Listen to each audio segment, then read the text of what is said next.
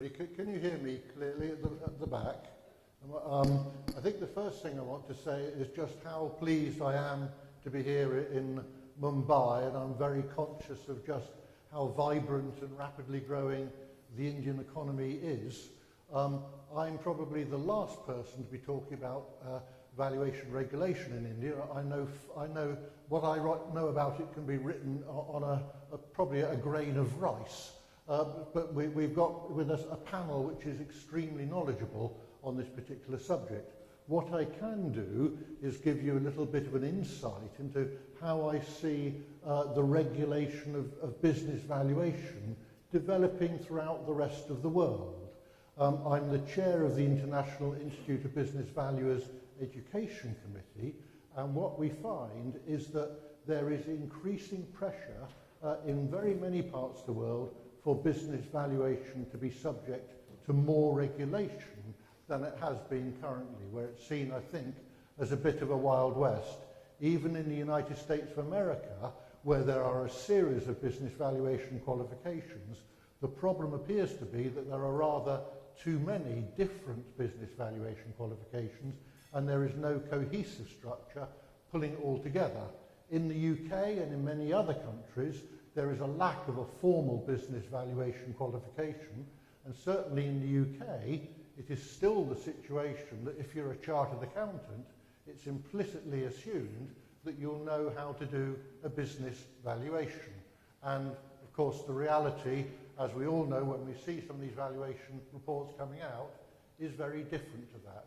There are certain countries, notably Saudi Arabia and certain other countries, where they have made by state decree the requirement for all business valuation to be undertaken by qualified individuals. And we at the Institute of International Business Valuers, we're actually working very closely with them in terms of providing training to them. So without further ado, what I'm going to do is ask some fairly wide, open questions of the panel. And I'm going to ask Rajesh, if you'll start, and actually, can you please give us your insights into business valuation as it currently is in India, which seems to be very rapidly changing? Absolutely. Good morning, friends. So, taking cue from what Andrew just said, we as business valuation professionals, we basically like to disagree with most of the things, right? Starting from what we have in the United States, too many valuation professionals. There is a NACWA, there is an ASA, there is an ABV, and I'm sure there is the CVA. But what is, what works in the United States is that they all adhere to a particular standard, right? So there could be a USPAP, there could be an SSVS, which the AICPA has promulgated. Most of them basically talk about the same thing. There are some, thoughts about in a business combination, you have a multi-period excess earning method. The way you basically value an intangible. If let's say is an acquisition, there are 3 intangibles, of which one is a primary intangible, then there is a method to basically value it. Coming to India, what has been in a way good now, that we are talking about standards, we are talking about reporting framework, we are talking about the way that your valuation work papers would be prepared, and I'm sure that there will be some standard of auditing as well. What is also very encouraging is that now, I was just looking at the exposure draft which was made by the AICPA, with the ICAI, and I think it's a step in the right direction. I know that there are some things that are still open as to who would be the organizations who would actually be imparting education. But at the end of the day, it's all regulated through one body. So I believe that there will be a uniformity at the end of the day, and it will really benefit the profession at large and the investor public, if you look at the broader picture. Do you see financial reporting as being the first area where regulation will have to bite and take effect? So I look at it differently, Andrew, and I think that while the whole country, the regulators looked at IND AS as a reporting standard, you have a business combination. You talk about a purchase price allocation, right, which is a business combination. You look at purchase price allocation, you look at the price that you paid to acquire that particular asset. Then you break it down into various components, the tangible assets and the intangible. The accounting literature has been spelled out very clearly. What has been missing was the valuation literature. And I think that we will do a lot of good for the public if we as valuation professionals are also then kind of able to subscribe to a body of knowledge, because we as valuers, so let's say if today I am issuing a valuation opinion on a particular M&A transaction, on a particular business combination, the auditors need to know as to how do you audit them. Otherwise, some of the assertions that you make as valuation professionals will be basically sitting on your balance sheet without they being tested correctly for impairment. So I think on the financial reporting standpoint, we have in the past as a firm, so I am a member with the AICPA and also an ASA. So we do look at some of the best practices that is being followed in the United States. And even before the standard, which was not here, we were looking at some of those best practices and trying to implement it here in India.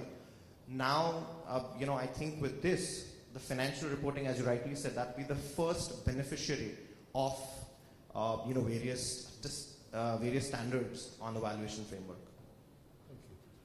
Sridhar, could I ask for your comments on that? I'm very conscious that in the United States of America, the Securities and Exchange Commission is increasingly troubled by the quality, or rather the lack of quality, of some of the valuation work that is undertaken for listed companies in that country. And I don't know whether there are the same things happening in India and elsewhere. Thank you, Andrew. Good morning, everybody. Good to be here in Mumbai. Basically, we've seen Asia, the first start where regulations actually got into play was interestingly in Indonesia, where Indonesia is very highly regulated in the valuation side, from the qualifications to the reporting process to the post-audit on valuations is very significantly done in Indonesia. But what we learned from that is that it's not all positive when it goes into that zone of regulations, because the first challenge comes up is when the qualification process happens, there's a lot of pressure, political pressure, to get not necessarily very well experienced and qualified professionals into the game, because not everybody is qualified, and there's like, oh, there's too few qualified people, so we could have more. So there's a pressure to get quantity in rather than quality in. So that becomes one hurdle that ends up. Second, what happens subsequently is when we go into practicing these standards, to be in the day-to-day valuation work, you end up having a situation where transactions, which fundamentally valuations cannot be homogeneous, because there is such a wide variety of variables that come into play to do a valuation that you cannot really homogenize valuations other than asset valuations. Because asset valuations are quite straightforward to a certain extent.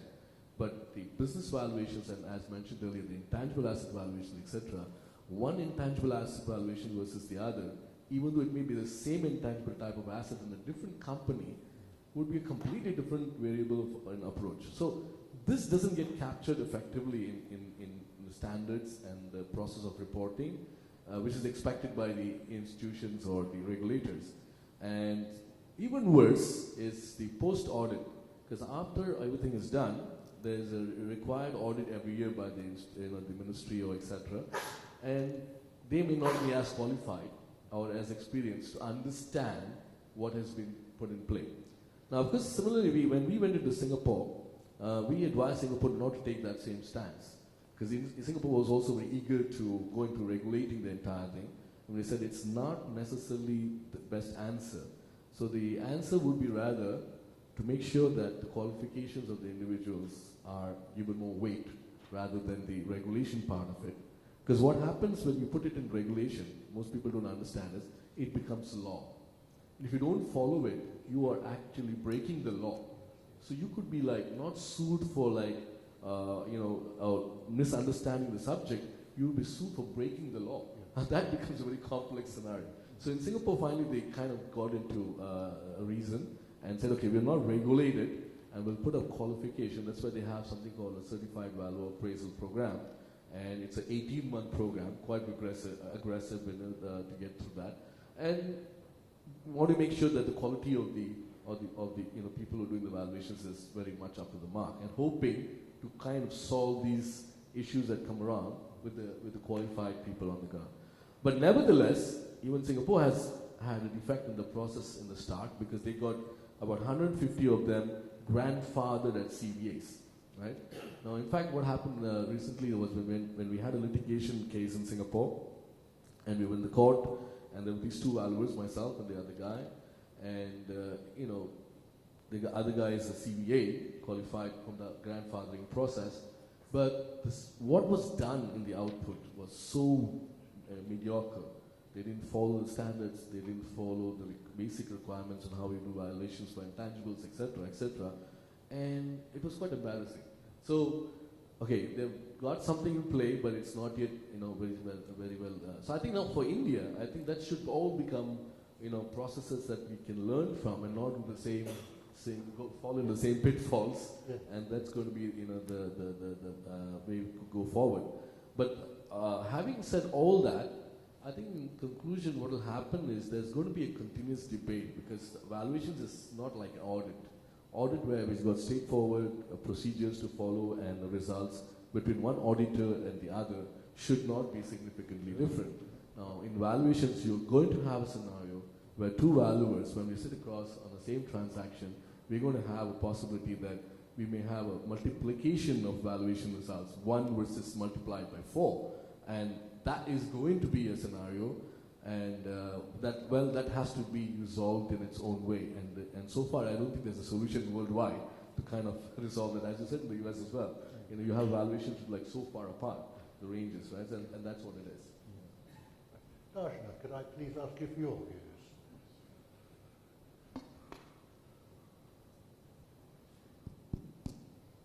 Thank you. So, first of all, I do agree that no two valuers would come to the same number. I mean, howsoever close the procedures or the approaches are used, but there are so many variables, and it's such a subjective topic, that no two valuers can come to the same number.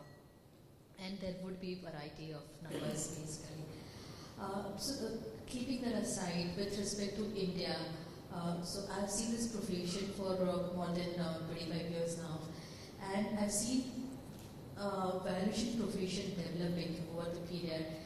I would say somewhere in 90s, the profession was very I would say people would, the chartered accountants would do valuation basis, the normal 2 to 3 methods which were prescribed under the erstwhile controller of capital issue. And those methods were prevalent till the time slowly, the Western influence sort of, became prominent. There was more globalization, and people started using discounted cash flow and other sort of, business valuation approaches in India. As we stand today, it's definitely much more mature industry for India, and it's a welcome, I would say, step by the government and by the Ministry of Company Affairs to come up with the standards, to standardize the entire valuation practice per se.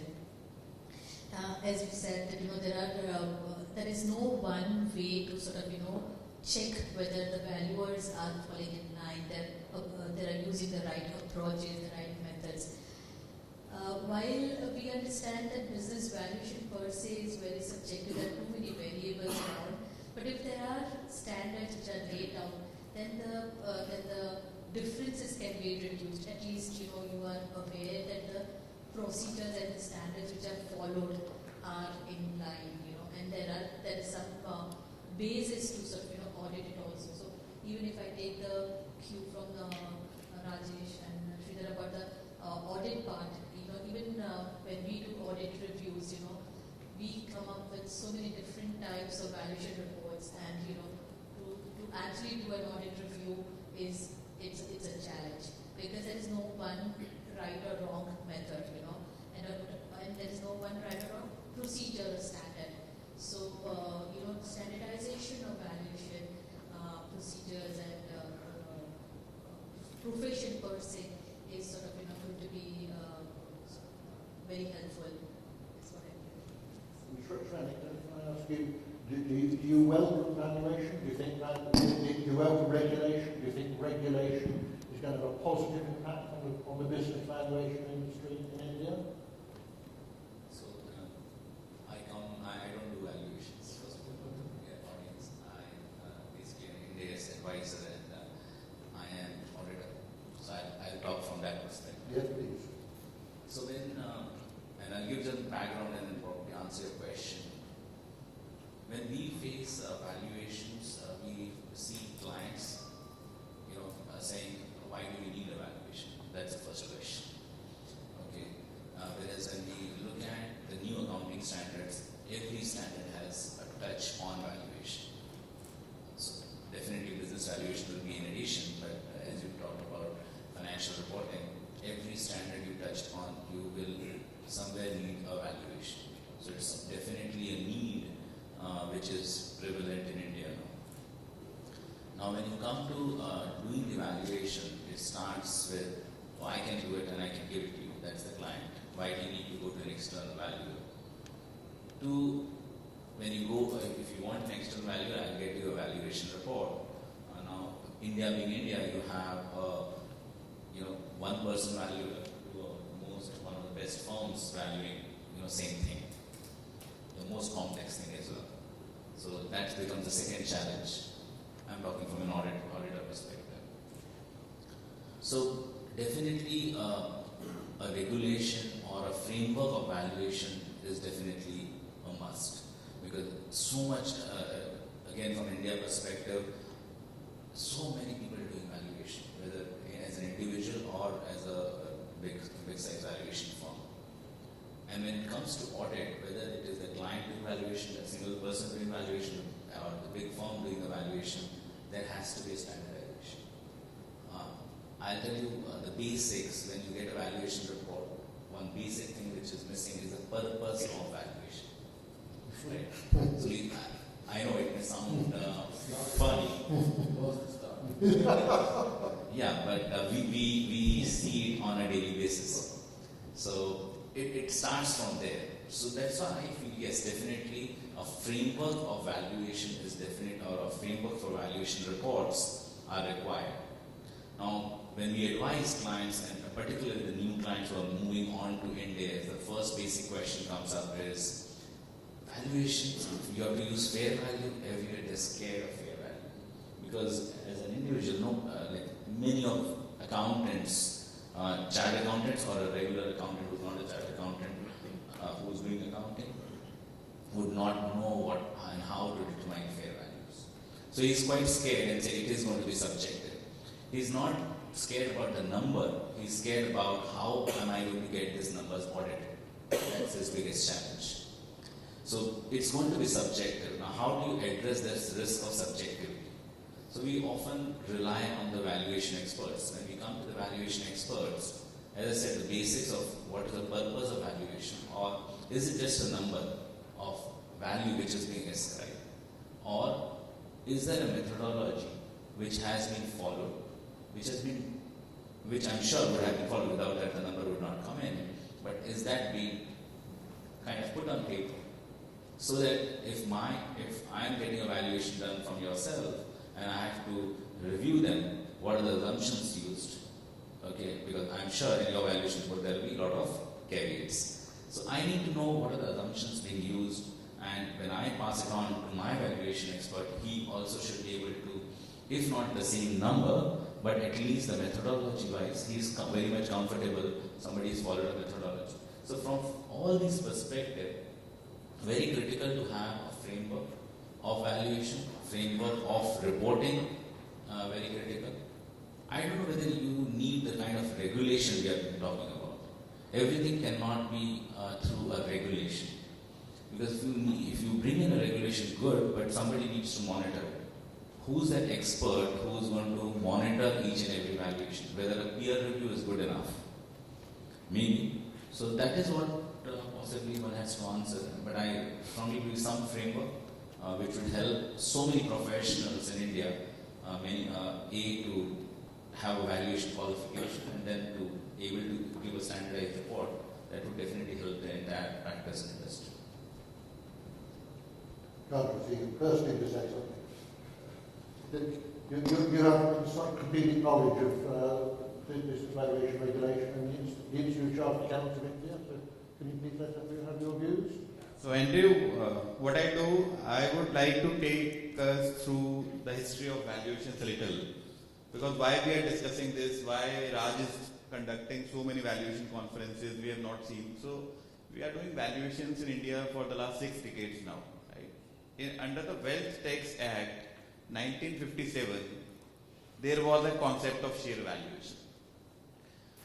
Like Darshana mentioned, from 57 till 1990, and in 1990 there was this 89, this concept of CCI guidelines came. And all through these 50 years, if you see the kind of valuations which have been done, these have been largely the book value methodologies or a standardized capitalization of earning model, and that too with a static discount rate.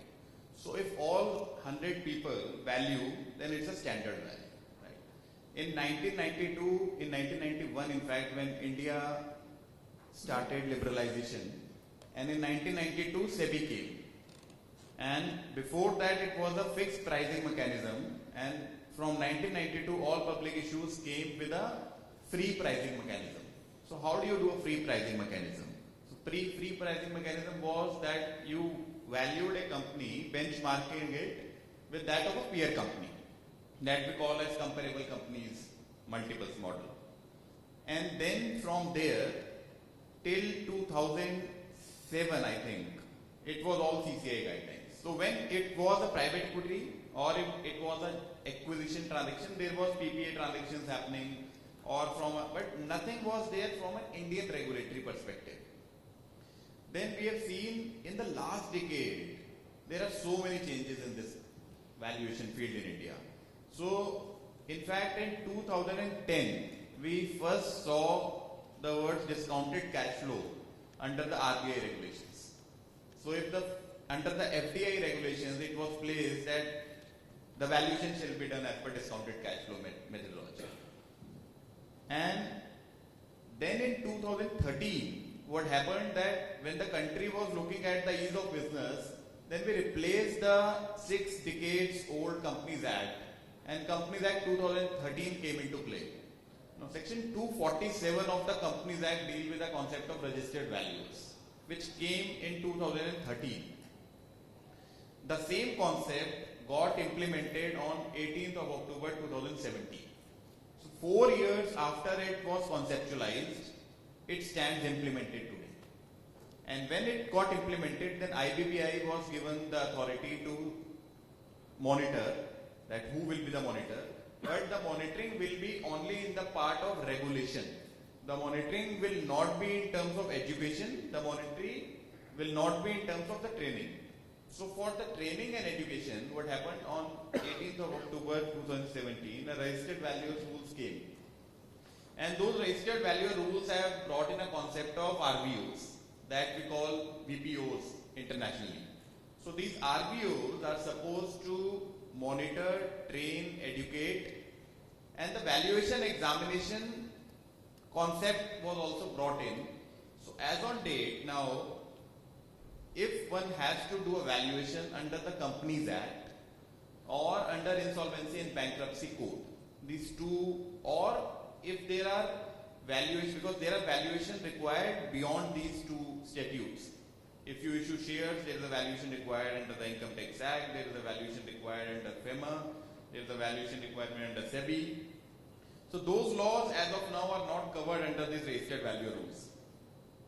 There is a provision that if those regulators want to accept these, that I hope gradually would happen, then centrally this registered value rule. So if a person wants to do valuation, then what he needs to do is that one, there is a qualification requirement. Because until and unless there is standardization, I mean, as of now, like she said that anyone is doing a signature, even the regulators don't know whether this is right or wrong. Some professionals issue a one-page certificate, some professionals issue a 50-page report. Who knows a 50-page report is right or wrong? You know, just it's a bulky document, regulator sees and he approves. Because maybe there is no capacity building at the regulators also. So what is happening, standardization is taking place, and standardization is certainly a very good step, because without standardization we cannot reach at a consensus. Regulator is not trying to do everything on its own, and regulator is bringing on board the RVOs. So RVOs are free to educate, and if they want, they can tie up with other people like IIBB is there, they are doing a wonderful job globally in the education. They can certainly tie up with RVOs. So it's the call of the RVO whether they want to do or they want to take help of the other people. But if you want to do valuation, you need to have a qualification, which as of now for financial asset is a chartered accountant, company secretary, cost accountant, or an MBA institute, MBA finance person. Then you need to have an educational course. So IBBI has prescribed a 50 hours educational course to be for everyone. So if I am having 20 years of experience, it doesn't matter. I need to be qualified. Yes, I am qualified. I am a chartered accountant with minimum 3 or 5 years of experience. Still, I have to do that educational course for 50 hours, and that's not an online course, that's a classroom course. Plus, I need to clear an examination conducted by the IBBI. So once I do all these three things, then I get a registration of valuation, and as of now, the registration and everything is to take place by 30th of September. So earlier the date was 31st of March. IBBI deferred it by 6 months because of to make people more prepared. And now till 30th of September, people need to do all these things. As I understand, there is no course which is approved as of now. There is eligibility, but there is no course. There is examination that is launched by the IBBI, but you cannot enroll for the examination till you pass the course. So I think in the later session we have called one president of one institute, and who is the head of the RVO. So he could throw some light on what exactly is happening, and whether, because now people are curious, they want to just give the examination and move it. Well, if the answer is standardization and standards, it is certainly yes. Rajesh, can I ask you, how do you see the whole idea of the development of an ethical framework for valuers, the idea that the educational process, the continuing professional development process needs to be put in place? Do you see that happening at the individual RVO level, or do you think it will be prescribed from above?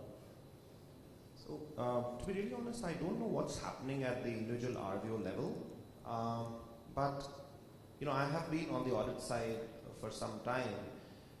Then I jumped over doing valuations. So one thing that I would really like to see, and while I think all of y'all are absolutely, and I kind of tend to agree, but when we are talking about standardization, and if you're looking at, let's say if there is a situation wherein we have 2 valuation reports on the table, I don't want to be discussing that for a particular transaction whether we should be choosing this method or that method. That is something that should be standardized. What could be discussed is, let's say if you're looking at a DCF, a discounted cash flows, what should be discussed is, okay, fine, the industry margin is 20%, you are at 25%. So what is that additional 5%? Why have you done that? The long-term growth rate, you are in India, around about 6 to 7%. Why have you taken a USD growth rate, long-term growth rate, if your forecast is being prepared in INR? So I think these are the things that needs to be addressed. And at the end of the day, if you're all coming from the same body of knowledge, that's where these discrepancies in valuation will not be there. We don't want to a situation wherein you've basically looked at 2 valuation reports and somebody says use a relief from royalty, and somebody says use a multi-period excess earning method, that is something that you don't want to do. So I think standardization is good. We all like to see reports, while you can have your own style of writing reports, but some of the things should be standardized. And I with IBBI, because they would be, I believe that IBBI would be the body who are regulating. Even if there are various RVOs doing educational courses, it would be at the end of the day something which is kind of a general guideline which is prescribed by IBBI. I would tell that's how it's going to happen. So as of now, what's happening? IBBI has just let open to the RVOs. RVOs are framing their educational courses and they're submitting to the IBBI. Certainly, if the RVO, in fact, the rules itself permit any RVO to adopt any of the valuation standards. And if no RVO adopts any valuation standard, then you can follow international valuation standard. So I have framed a situation wherein all RVOs come out with their own valuation standards, because that shouldn't happen. For a same asset class, so if you read the exposure draft which is issued by the ICAI, it's issued very recently on 22nd of April. The last date of comments is 12th of May. So it writes in the preamble that we will recommend the IBBI and we would recommend the other RVOs to adopt this standard. And ideally there should be a consensus in the standard, because you can't have multiple standards. And Rajesh, there can only be standardization in terms of the principles. There cannot be standardization that there is a 5% margin, otherwise, we are not required. Sridhar, you've obviously seen regulation brought in Indonesia in a way that you think is wrong.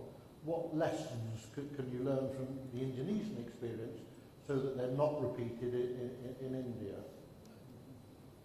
I think the fundamental thing that everybody was trying to do was what was mentioned by Rajesh earlier, but trying to come down to regulating it to the point of determining margins that should be accepted.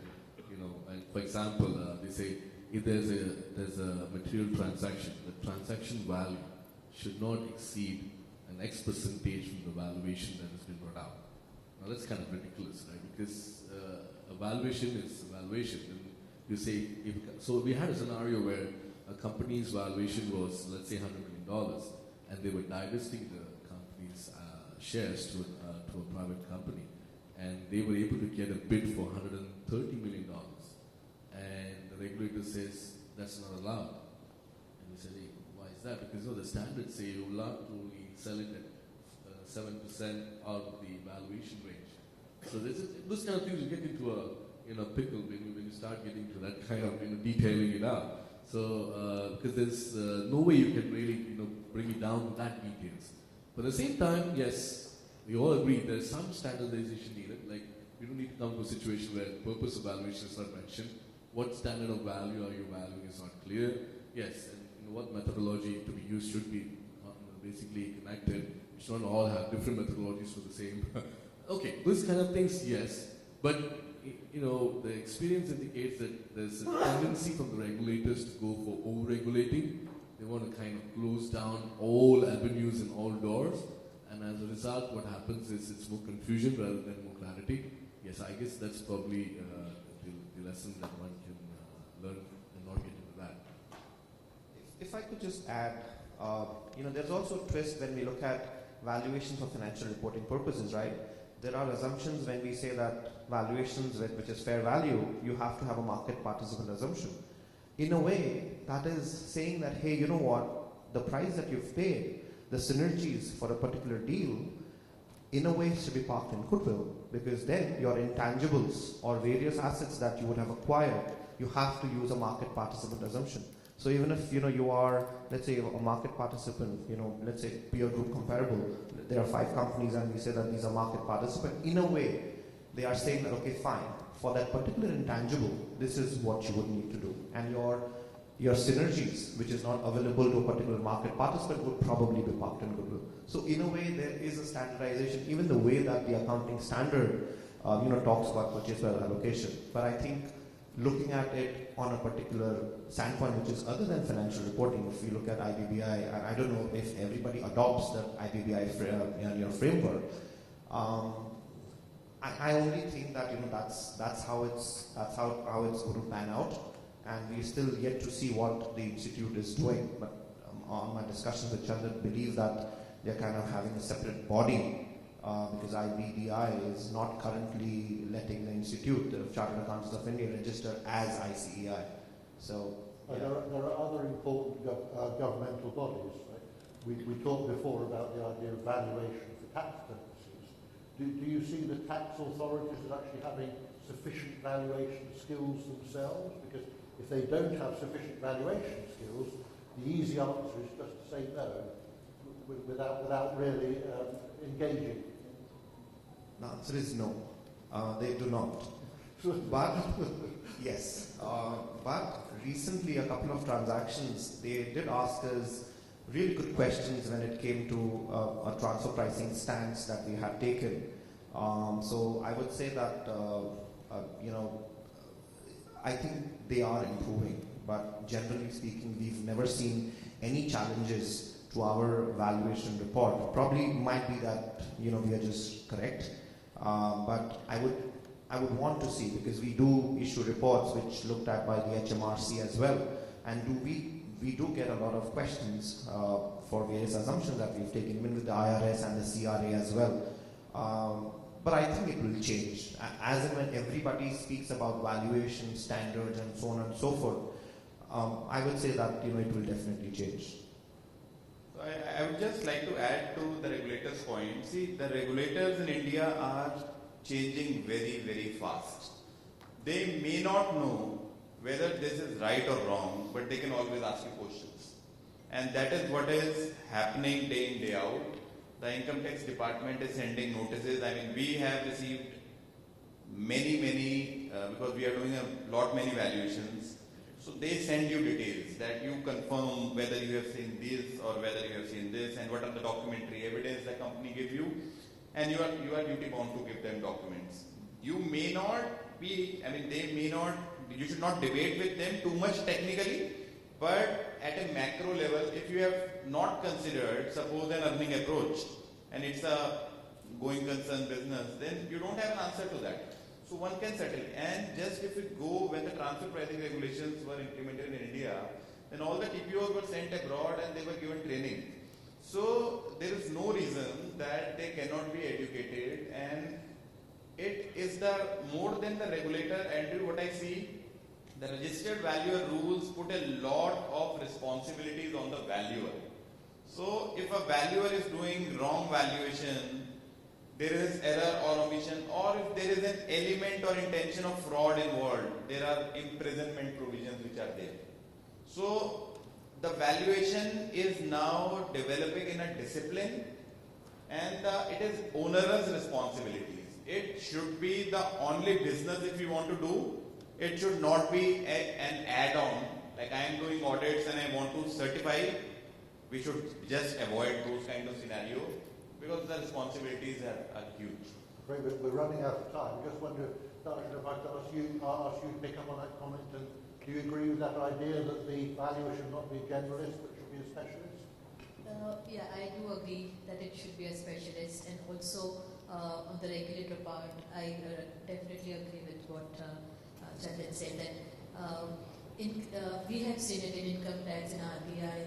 The officers are quite equipped nowadays. Recently, in the past, it was not so, but now they do understand valuations and they do ask you pertinent questions. So whether not just for transfer pricing, but for any other income tax matter, transfer of shares or whatever, they do ask questions, and so does RBI also. So it is definitely required that you need to be a specialist at valuation. You need to understand the right methods, approaches, and sort of standards to determine value, because that's the, I think, need of the hour. If I may just add on one small comment, is that what I've seen in the two environments where pre and post regulation is that pre-regulation, you have seen a lot of valuations going using the market multiple methods, on market compatible methods. But post regulations, it will almost be never. Because once you get into a regulatory state, you will never be able to justify a market compatible based on standards. And that's what will happen. So now you'll see a lot of valuations that have been happening probably using the multiple market that will completely disappear from the way valuations are done post regulation. I'm afraid we've run out of time, but I found the discussion very, very interesting. I'd like to thank all the participants for taking part. Can we thank them in the usual way, please?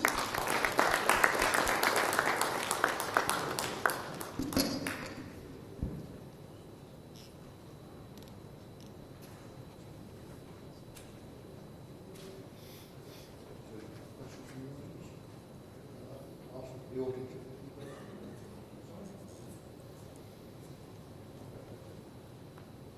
So, does anyone in the audience have any questions that they'd like to put to the members of the panel? Anyone, just raise your hand, we'll come to you. Stand in silence. If that's all right, yes.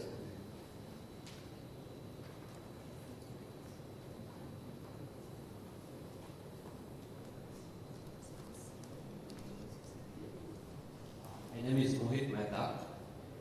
I'm an asset valuer and Section 34 AB registered valuer. My question to maybe to Rasna and Mr. Chandar, as he given the history of valuation, Section 34 AB registered valuer under Wealth Tax Act. So, Wealth Tax Act prevents the body corporate and company not to do valuation.